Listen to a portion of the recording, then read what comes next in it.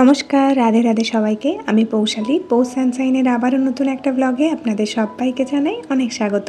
আশা করি আপনারা যে যেখান থেকে আমার ভিডিওটি দেখছেন সবাই খুব ভালো আছেন আর সুস্থ আছেন।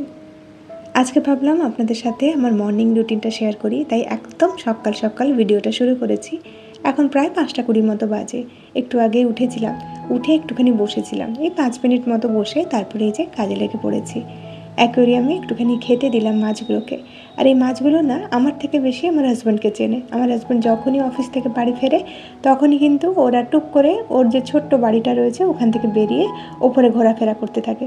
বিশেষ করে কিন্তু রাত্রের দিকে ওই এসে খেতে দেয়, সেই কারণে ওর পায়ের আওয়াজ বা ওর গলার আওয়াজ কিন্তু মাছগুলো খুব চেনে। তো যাই হোক, বাইরের ওয়েদারটা দেখুন এখন কত সুন্দর হয়ে আছে। সকাল সকাল চারিদিকটা এত বেশি নিস্তব্ধ থাকে না, বেশ ভালো লাগে সকালবেলা ঘুম থেকে উঠতে। তো আমি ভাবলাম বাসি কাজগুলো ঝটপট অফ ক্যামেরাতে সেরে নিই, তারপরে বাদবাকি কাজগুলো না হয় আপনাদের সাথে শেয়ার করা যাবে। তো ঘর ঝাড়ু মোছা সব কিছু করে নিয়েছি। আর এখন এই যে ডাস্টবিনটা ফেলে ভাবলাম ডাস্টবিনটা একটু ধুয়ে নিই। আজকে ভাবছি শ্যাম্পুও করে নেবো। শ্যাম্পু করার দিনই আমি ডাস্টবিনটাতে হাত দিই। তো ডাস্টবিন ধোয়াধুয়ি করে তারপরে আমি শ্যাম্পু করে একদম ঠাকুরকে ছুঁই আর কি। তো ডাস্টবিন ধুয়ে রেখে টেখে দিলাম। তারপরে এই যে এখন যাবো পুজো করতে। পুজো কমপ্লিট হয়ে গিয়েছে আর একটুখানি নিজের মতো করে সময় কাটাবো। আসলে সকালবেলাটা না আধ ঘন্টা মতো নিজেকে একটু দেওয়ার চেষ্টা করছি, একটু এক্সারসাইজ করার চেষ্টা করছি। তো সেই কারণে সকালবেলার দিকে অনেকটা কাজ আমি এগিয়ে দিয়ে তবেই নিজের জন্য সময় দিই। তো এখানটা হাজব্যান্ডের জন্য শরবত, আর মেয়ের জন্য একটু জল, ড্রাই ফ্রুটস, আর দুজনের জন্য একটু ব্রাশও বের করে দিয়ে গেলাম।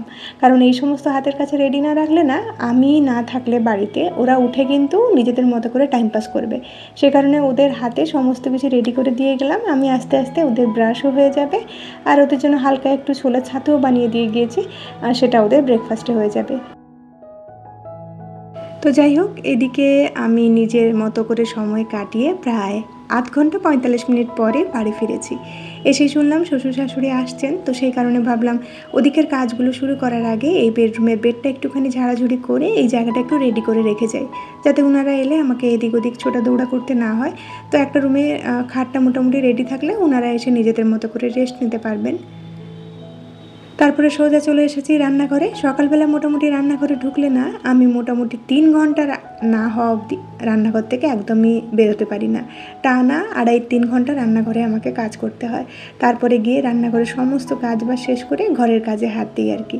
তো এদিকে প্রথমে আমি ডালটা বসিয়ে দিলাম আর একটুখানি দুধ গরম করতে বসাচ্ছি। দুধ গরম করার সময় না এই পাতিলাটার নিচে সবসময় অল্প একটুখানি জল দিয়ে দুধটা গরম করলে দেখবেন দুধ কিন্তু কখনোই পুড়ে যায় না বা ওই পাত্রে লেগে যায় না আর কি। তো সবসময় একটু জল দিয়েই আমি গরম করার চেষ্টা করি। তারপরে এই যে ব্রেকফাস্টটা বানাবো, তো এখানটা একটু মাখানা আছে, সুজি আছে, তার সাথে অল্প একটুখানি বেসনও দিয়েছি যাতে বাইন্ডিংটা ভালো হয়, আর অল্প একটুখানি টক দই দিয়েছি আর কি, লবণ দিয়ে এটাকে ভালোভাবে ফেটিয়ে নিলাম। আর এই যে এখানটায় কিন্তু আমি উত্তাপম বলতে পারেন বা প্যানকেক বলতে পারেন, এটার নাম আমি কি জানি না, তবে এটা খেতে কিন্তু বেশ ভালো হয় আর কিডস ফ্রেন্ডলিও হয় আর কি। ছোটো বাচ্চা থাকলে কিন্তু বাচ্চাদেরকেও এটা দিতে পারেন টিফিনে। এটা কিন্তু খুব হেলদি একটা খাবার। তো হাজব্যান্ড আর মেয়ের জন্য এটাই আজকে ব্রেকফাস্ট বানিয়ে দিচ্ছি। আমার মেয়ে আবার এইরকম উপরে চিজ ছড়ানো থাকলে না ও খুব পছন্দ করে। আর এদিকে আমার তাওয়াটার অবস্থা দেখুন, আমার নিজেরই দেখে না এখন ভয় লাগছে। একদমই এটাতে আর রান্না করতে পারছি না এখন। এই মাঝখানটায় যে কয়েকটা দিন একটুখানি সাহস করে করেছি, তবে এত বেশি কোটিং উঠছে না, আমি আর ভয়ে করছি না আর কি।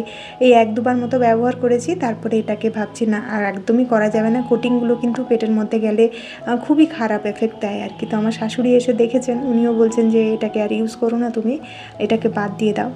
তো দেখা যাক পরবর্তীকালে কখন আবার কিনতে পারি।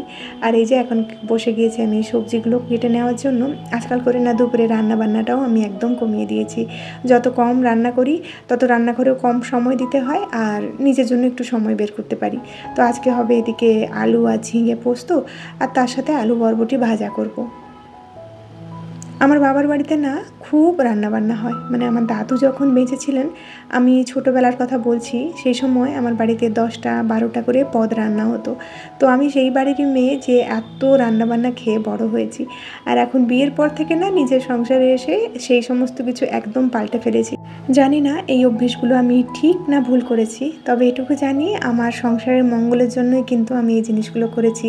আসলে যত বেশি আপনি রান্নাবান্না করবেন তত বেশি আপনাকে তেল ব্যবহার করতে হবে, আর যত বেশি তেল মশলা খাবেন তত কিন্তু আপনার দৈনন্দিন জীবনের জন্য অনেক বেশি ক্ষতিকারক হয়ে যাবে।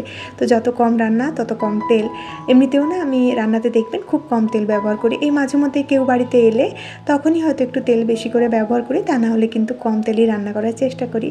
তো এদিকে কথা বলতে বলতে আমার ভাজাটাও উঠে গিয়েছে, আর আমার এদিকে পোস্তটাও রেডি হয়ে গেল। পোস্তটা নামানোর আগে না আমি একটুখানি কাঁচা লঙ্কা সর্ষের তেল দিয়েছিলাম।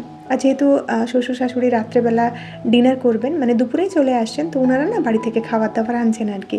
আমি যেহেতু মোচা খেতে ভালোবাসি আর কচু খেতে ভালোবাসি, ওনারা বাড়ি থেকে বানিয়ে আনছেন। আগের বারে আমার শাশুড়ি মা যখন এসেছিলেন তখন মোচা এনেছিলেন। তো এখানটায় মোচাটা আমি রান্না করতে একদমই ভালো পারিনি। আমার নিজের হাতের মোচা খাওয়ার একদম ইচ্ছে করে না, এত বেশি খারাপ রান্না করি আমি। তো ওনাকে বলেছিলাম যখন তুমি বাড়ি থেকে আসবে পরের বারে মোচা হলে কিন্তু একটু বানিয়ে এনো। তো আমার শ্বশুরমশাই খুব ভালো মোচা টোচা রান্না করতে পারেন, তো উনি বানিয়ে আনছেন আর কি। তো আমি ভাবলাম ওনারা যখন বানিয়ে আনছেন তাহলে এখানে আর খুব বেশি রান্নাবান্না করবো না। তো এই পোস্ত আর ভাজা থাকবে, আর ওদিকে তো 2-3টে তরকারি থাকছে, ওটা দিয়ে খাওয়া হয়ে যাবে। তো সেই কারণে ভাবলাম রাতের বেলা রান্নাটা একদম সেরে রেখে দিই। তো আজকে রাত্রেবেলা ভাবছি চিলি পনির বানাবো।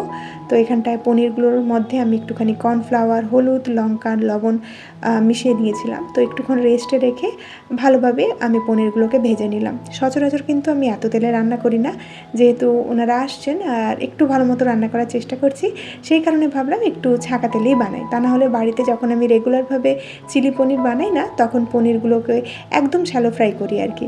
তো যাই হোক, অফ ক্যামেরাতে রান্নাটা সেরে নিয়েছি, আর এখন নামানোর আগে একটু ব্ল্যাক পেপার আর সাদা তিল ছড়িয়ে এটাকে আমি নামিয়ে নেব। খেতে কিন্তু খুবই ভালো হয়েছিল, তবে একটা ড্রব্যাক ছিল, আমি না একটু লঙ্কা বেশি দিয়ে ফেলেছিলাম। আমি ভেবেছিলাম যে রুটির সাথে একটু ঝাল ঝাল হলে খেতে ভালো লাগবে, তো যখন আমি নিজে টেস্ট করে দেখি তখন দেখলাম অনেকটা লঙ্কা হয়ে গিয়েছে। তো যাই হোক, সবাই বেশ ভালোভাবেই খাওয়া দাওয়া খেয়ে নিয়েছিল।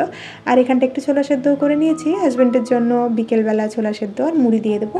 আর রাতেও ওকে একটুখানি চিলি পনির আর তার সাথে পরোটা বানিয়ে দেবো ভাবছি। রান্নাবান্না মোটামুটি শেষ করে নিয়েছি, এখন আমি কিচেনটাকে গুছিয়ে নিচ্ছি। আমি কিন্তু প্রত্যেক দিন রান্নাবান্নার পরে কিচেনটাতে এরকম একটা ভিজে কাপড় ভালোভাবে বুলিয়ে নিই আর কি, মানে সব কিছু মুছে নিই। তাতে করে কি হয় বলুন তো, আমি মোটামুটি কিচেনটাতে 2-3 মাস মতো ডিপ ক্লিন না করলেও চলে আর কি। তা না হলে যদি পরিষ্কার না করি না, 1 সপ্তাহের মধ্যে গোটা কিচেনে একদম তেল চিটচিটে হয়ে যাবে। আর সেরকম কিচেনে আমার রান্না করতে একদম ভালো লাগে না। তো যতই দেরি হোক না কেন, আমি কিচেনটাকে সবসময় এরকমভাবে গুছিয়ে নেওয়ারই চেষ্টা করি। যদি কখনো দুপুরবেলা না পারি, তখন কিন্তু আমি সন্ধ্যের দিক করে যে রুটি টুটি বানাই, সে সময় তো হাতে এতটা রান্নাবান্না থাকে না, ফাঁকা থাকি। সন্ধ্যেবেলার দিক করে আমি কিচেনটাকে পরিষ্কার করে নিই আর কি। তো এই যে দেওয়ালগুলো দেখতে পাচ্ছেন, এখনও কিন্তু আমার দেওয়ালগুলো একদম ঝকঝকে রয়েছে। আমি রান্নাবান্না তো রান্নাঘরে মোটামুটি করি দেখতে পারেন, তারপরেও কিন্তু আমি রান্নাঘরটাকে মোটামুটি কিছুটা হলেও পরিষ্কার রাখতে পেরেছি। আসলে এই অভ্যেসটার জন্যই কিন্তু রান্নাঘর অনেকটা বেশি পরিষ্কার থাকে।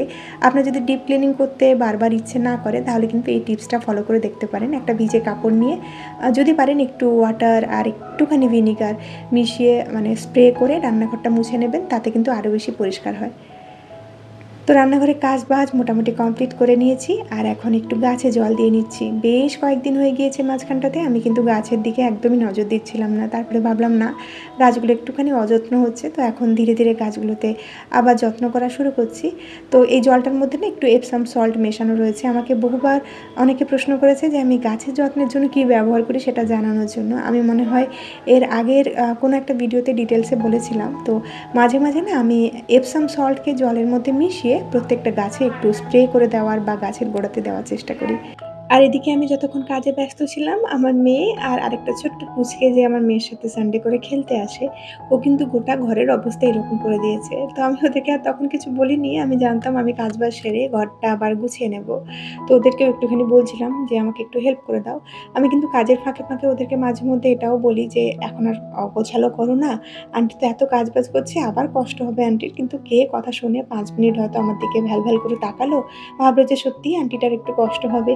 আর আবার 5 মিনিট পরে নিজেদের মতো করে খেলা শুরু করে দেয়। তো যাই হোক, ঘরদোর পরিষ্কার করে এখন আবার চলে এসেছি কিচেনে। এই কয়েকদিন আগে না আমি একটু ড্রাই ফ্রুটস গুঁড়ো করেছিলাম আরকি মেয়ের জন্য। তো ভেবেছিলাম ওকে যেকোনো খাবারের সাথে ড্রাই ফ্রুটস অল্প, অল্প করে দেবো। তবে ওকে ড্রাই ফ্রুটস খাওয়ানোটা আমার জন্য এত বেশি চাপের হয়ে যাচ্ছে, সেই কারণে ভাবলাম ওর জন্য একটু চকলেট লাড্ডু বানিয়ে দিই। তো ৳20 র একটা ডেয়ারি মিল্ক নিয়েছিলাম, সেটাকে গলিয়ে নিয়েছি। তো এই ড্রাই ফ্রুটসের মধ্যে দিয়ে না এরকম লাড্ডুর আকারে বানিয়ে রেখে দিচ্ছি। আপনারা কিন্তু আপনার বাচ্চার জন্য অবশ্যই এটা ট্রাই করতে পারেন। আমার তো খুবই ভালো কাজ করেছে। আমার মেয়েকে আমি প্রত্যেকদিন সকালবেলা করে না একটা করে লাড্ডু খাইয়ে দিতাম আরকি। যেহেতু ওর সামনেই বানিয়েছিলাম চকলেট দিয়ে, ও জানতো এর মধ্যে চকলেটটা রয়েছে। তো ও সেই কারণে আরো ইন্টারেস্ট নিয়ে খেত আরকি। তো এই ভাবে আমার প্রায় ২ ব্যাচ মতো বানানো হয়েছে। তো এবারে আবার বানাবো যখন, তখন আপনাদের সাথে আবার শেয়ার করব। আর এই যে এখানটায় ব্লিঙ্কিট থেকে কয়েকটা টুকিটাকি জিনিস আনিয়েছিলাম, সেগুলোই এখন গুছিয়ে নিচ্ছি। সবজিগুলো আনতে যাওয়ার না একদমই সময় হচ্ছে না। সেই কারণে ব্লিঙ্কিট থেকেই কয়েকটা সবজি আনিয়ে নিয়েছি। বিশেষ করে যেহেতু এখন আমি ডায়েট করছি, সেই কারণে স্যালাডটা অনেক বেশি দরকার পড়ে। তো স্যালাডেরই কয়েকটা জিনিস আনিয়ে নিয়েছিলাম। আর ভেলোর থেকে ফেরার পর না আমার সেরকম গ্রসারির বাজার করা হয়নি বললেই চলে। তো সেই কারণে এই টুকিটাকি জিনিস আনিয়ে নিয়েছি। ভাবছি একদম এই মাসটা পেরিয়ে গেলে আবার যে বড় করে গ্রসারির বাজারটা করি সেটাই করব। যখন বোন এসেছিল তখন তো আপনাদের সাথে শেয়ার করেছিলাম, অনেকটা গ্রসারির বাজার করেছিলাম। তার মধ্যে অনেক কিছুই রয়ে গিয়েছে। সেই কারণে আর করার প্রয়োজন পড়েনি। তো মাঝখানে ওদেরকে আমি টুকটাক করে খেতে দিচ্ছিলাম। তো টেবিলের ওপর একটা আপেল রাখা ছিল। কখন যে দুজন নিয়ে গিয়ে এরকম খুবলে, খুবলে খেয়েছে। আর তো খেতে পারেনি। তখন বলছে, "আন্টি আমাদেরকে একটুখানি খোসা ছাড়িয়ে দাও। তবে আমরা আপেলটা খাবো।" তো ওদেরকে এখন খোসা ছাড়িয়ে আপেলটা দিয়ে আসছি। ঘুরে ফিরে দুজনে খাক আর আমি এদিকে ঝটপট কাজগুলো সেরে নেই। তো কাজ-বাজ সারা হয়ে গিয়েছিল। তারপরে কিন্তু শ্বশুর-শাশুড়ি চলে এসেছিলেন। তো গ্রামের বাড়ি থেকে এত কিছু জিনিসপত্র এসেছে। তাহলে চলুন আজকের মতো ভিডিওটা এখানেই শেষ করছি। খুব শিগগিরই দেখা হচ্ছে নেক্সট আরেকটি ব্লগে। ততক্ষণের জন্য সবাই খুব ভালো থাকবেন, সবাইকে খুব ভালো রাখবেন আর নিজের যত্ন রাখবেন। টাটা।